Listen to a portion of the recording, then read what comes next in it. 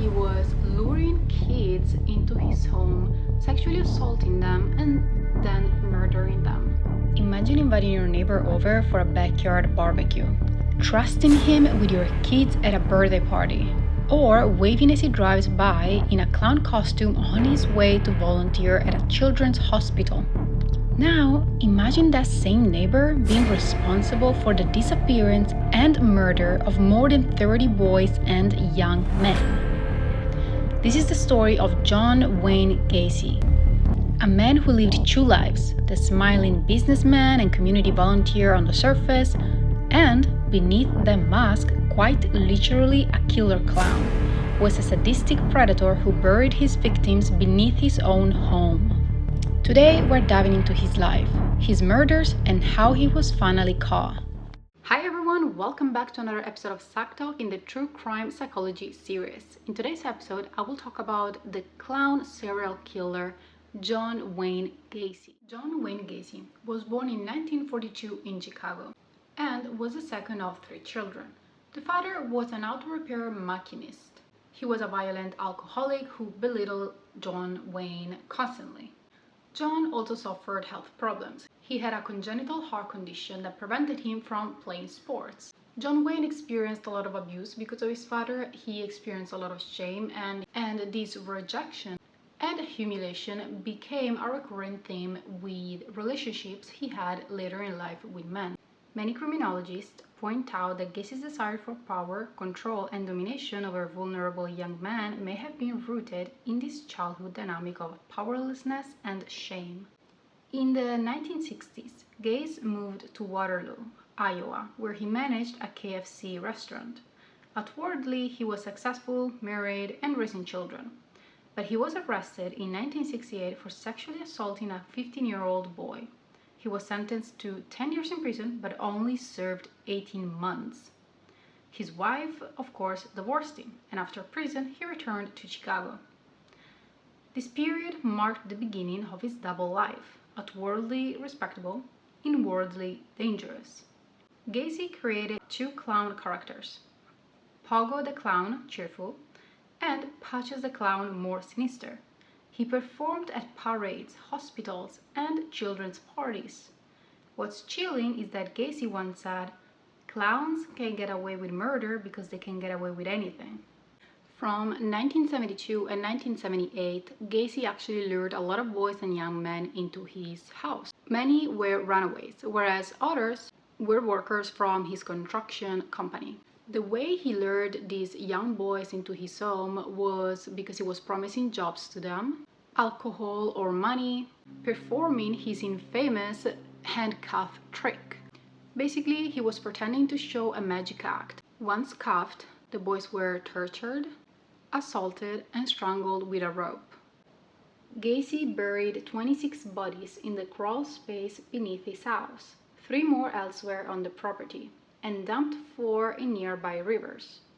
His first known victim, Timothy McCoy, in 1972, a 16-year-old boy who Gacy claimed he killed in self-defense, but this killing ignited what Gacy later described as his bloodlust.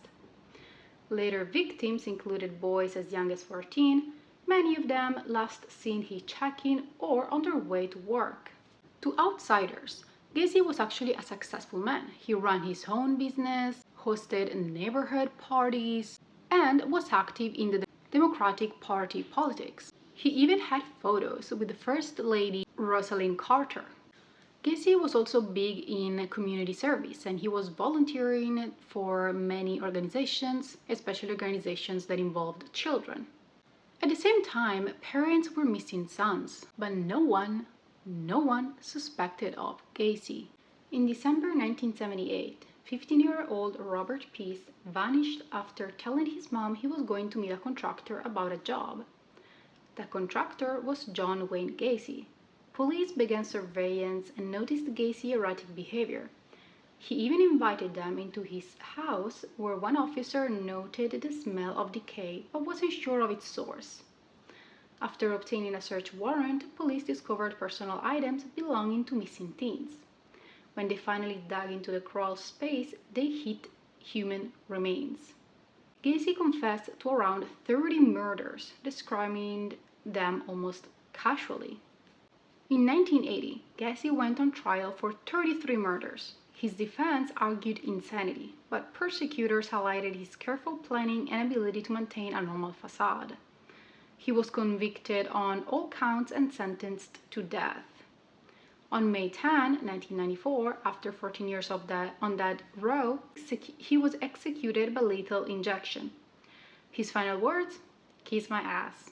Gacy is often categorized as a sexual sadist and psychopath, someone with no empathy, no remorse, and complete objectification of victims. Unlike disorganized killers, he was very meticulous, hiding bodies in specific locations, covering up smells with quicklime, and maintaining his public life.